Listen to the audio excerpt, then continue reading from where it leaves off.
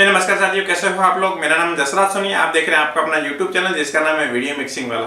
तो दोस्तों, आज की इस वीडियो में एक प्रॉब्लम का सॉल्यूशन लेके आए हैं। प्रॉब्लम ये है कि आपका एडीएस चलते चलते अचानक है जो क्रैश हो जाता है। तो मैं आपको बताने वाला हूँ इस वीडियो के अंदर कि रीजन क्या है, क्यों क्रैश होता है और आप क्या कर सकते हैं उसके लिए, ताकि आपका वीडियो क्रैश नहीं हो। तो बने रहिए इस पूरे वीडियो में, आपको टेक्निकल जानकारी पूरी A to Z दूंगा। अगर आप सही से कवर करके देखते हो तो आपको आई थिंक प्रॉब्लम नहीं आएगा। तो सबसे पहला प्रॉब्लम है आपका क्रैश होने का, वो है इनकॉम्पिटेबल पीसी। मतलब पीसी का कॉन्फ़िगरेशन सही नहीं होना, या पीसी की कैपेसिटी लो होना, या कई बार बहुत अच्छा क्वालिटी का पीसी होता है, जैसे i9 12th जनरेशन पीसी है, 32 GB रैम है, 64 GB रैम, उसमें भी EDSX क्रैश हो जाता है, EDS 8 9 वगैरह भी क्रैश हो जाते हैं। तो उसका क्रैश होने का बहुत सारे कारण हो सकते हैं, और उसमें से कुछ कारण मैं आपको बता रहा हूँ। पहला कारण होता है आपको यूज करने का गलत तरीका। आप गलत तरीके से उसको यूज करते हो तभी आपको ये प्रॉब्लम आता है। यूज करने गलत तरीके का मतलब है कि आप उसके कैपेसिटी से ज्यादा उस पर लोड डाल दे रहे हो। जब एडीएस सॉफ्टवेयर है या कोई भी सॉफ्टवेयर, उसकी एक कैपेसिटी होती है, उसकी कैपेसिटी से ज्यादा उस पर लोड डालोगे जस्ट वो क्रैश कर जाएगा। तो कैपेसिटी ज्यादा कैसे काम कर, जैसे बल्क में कोई अप्लाई कर दिया, या बहुत सारे सीक्वेंस आपने खोल के रख दी, या बहुत ज्यादा हैवी क्लिप इसमें के अंदर रख दी, या बहुत सारे आप बिन के अंदर मटेरियल लेके बैठे, मतलब कुछ भी प्रकार से वो काम करते हैं जिसके अंदर बहुत ज्यादा लोड पड़ता है, या कुछ प्रोजेक्ट में इतना हैवी मटेरियल यूज ले जाता है कि वो वीडियो क्रैश हो जाता है, या प्रोजेक्ट होते हैं वो करप्ट होते हैं, उस वजह से भी आपका क्रैश हो जाता है। तो कुछ टॉपिक है जो मैं कवर करके बताऊंगा कि आप इस तरीके से काम करोगे तो आपका एडीएस कभी क्रैश नहीं होगा। तो वीडियो अच्छा लगे वीडियो को लाइक जरूर करना। मैं आपको लेके चलता हूँ कंप्यूटर के स्क्रीन के ऊपर और आपको पूरी टेक्निकल जानकारी देता हूँ। दोस्तों, मैं है जो सीधा पॉइंट पे आऊँगा और क्लियर आपको समझाने का प्रयास करूँगा। एक चीज़ दोस्तों नोट कर लो कि जब भी आपका एडीएस क्रैश होगा ना, क्रैश होने से पहले आपको सिग्नल देगा। अगर वो सिग्नल आप पकड़ ले तो आपका एडीएस कभी क्रैश होगा नहीं। अगर क्रैश होगा तो भी वो नॉर्मलाइज हो जाएगा, प्रॉब्लम नहीं आएगा। और वो आप सिग्नल नहीं पकड़ पाते हो तो फिर आप ऊपर नीचे काम करोगे तो एडीएस क्रैश हो जाएगा, आपकी मेहनत बेकार चली जाएगी। तो पहले पॉइंट मैंने आपको बताया, आपको याद होगा कि सॉफ्टवेयर क्रैश होता है तो उस पर पीसी की कैपेसिटी से ज़्यादा काम होता है। या पीसी आपने कितना भी अच्छा बना लो, लेकिन सॉफ्टवेयर की एक लिमिटेड कैपेसिटी है। अगर सॉफ्टवेयर की कैपेसिटी से आप ज़्यादा काम करोगे तो तुरंत क्रैश हो जाएगा। जस्ट फॉर एग्जांपल के लिए देख पा रहे हो आपने, मैंने ये 3 घंटे और 6 मिनट की वीडियो टाइमलाइन पर डाल रखी। मैं इन सबको सेलेक्ट कर लेता हूँ एक साथ, मतलब 3 घंटे की वीडियो पूरी सेलेक्ट कर ली, और इसके ऊपर मैं जो कोई इफेक्ट डालता हूँ, जैसे कलर करेक्शन का कलर बैलेंस डाल देता हूँ। तो जैसे ही मैं कलर बैलेंस इसके ऊपर डालूंगा, पीसी तुरंत हैंग हो जाएगा। हैंग होने का मतलब, जैसे ही हैंग होगा आप देख रही होगी इसके ऊपर बॉर्डर एक वाइट कलर का बॉर्डर आ गया है। जैसे ही मैं कोई बटन दबाऊंगा, ये देख लो एडीएस क्रैश हो गया है।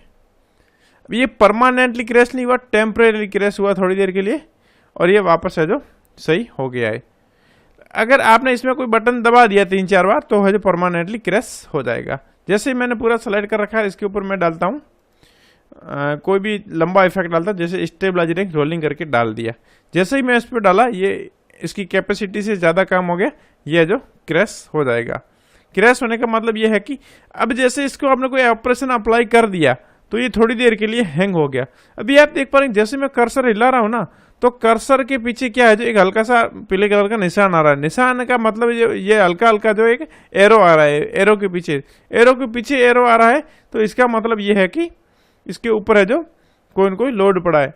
अगर ये लोड पड़ रहा है, इसको आपने कोई बटन कोई दबा दोगे तो ये है जो क्रैश हो जाएगा। जैसे मैं आपको एक और कोई एग्जांपल दिखाता हूँ। अभी ये स्टेबलाइजिंग हो गया है, अगर लेकिन इसके ऊपर जैसे कोई भी आपने ये बॉर्डर आता है ना, तो उस केस में आप इसको छोड़ दीजिए। छोड़ दोगे तो आपका कभी क्रैश नहीं होगा। और है जो आपको एक एग्जांपल में दिखाता हूँ।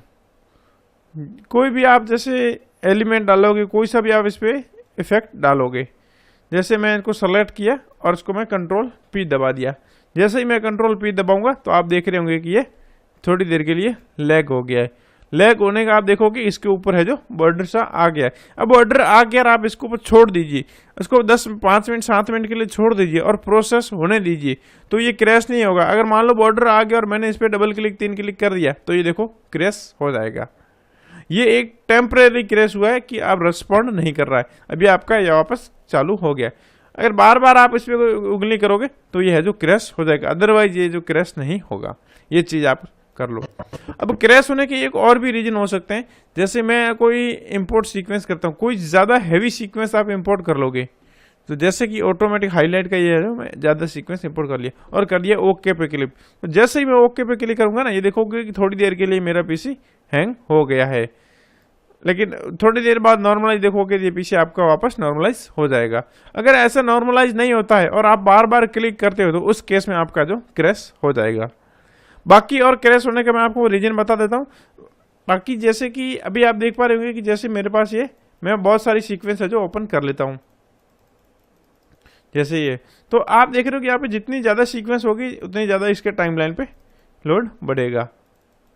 तो आप देख रहे हो कि मैं बार बार सीक्वेंस लोड कर रहा हूँ, तो जितनी ज़्यादा सीक्वेंस लोड करूँगा उतना ज़्यादा मेरा पीसी है जो लैग करेगा, और ज़्यादा लैग करेगा तो ये हो सकता है क्रैश हो जाए। तो आप जितनी भी टाइमलाइन पे यूज़ कर रहे हो ना, मान लीजिए आप एक टाइमलाइन पे काम करो तो बाकी वाली टाइमलाइन को काम में लीजिए और क्लोज ऑल अदर सीक्वेंस करके ख़त्म कर लीजिए। तो जितने रूट के अंदर काम करना है तो करो, बाकी वाले डिलीट कर दीजिए, तो आपका क्रैश नहीं होगा। बाकी जो क्रैश होने का आपका रीजन होता है वो है अगर पीसी के आपने प्रॉपर ड्राइवर अपडेट नहीं करके रखी हो तो भी आपका क्रैश होगा। मान लीजिए आपका पीसी ज़्यादा हीट हो रहा है तो भी क्रैश होगा।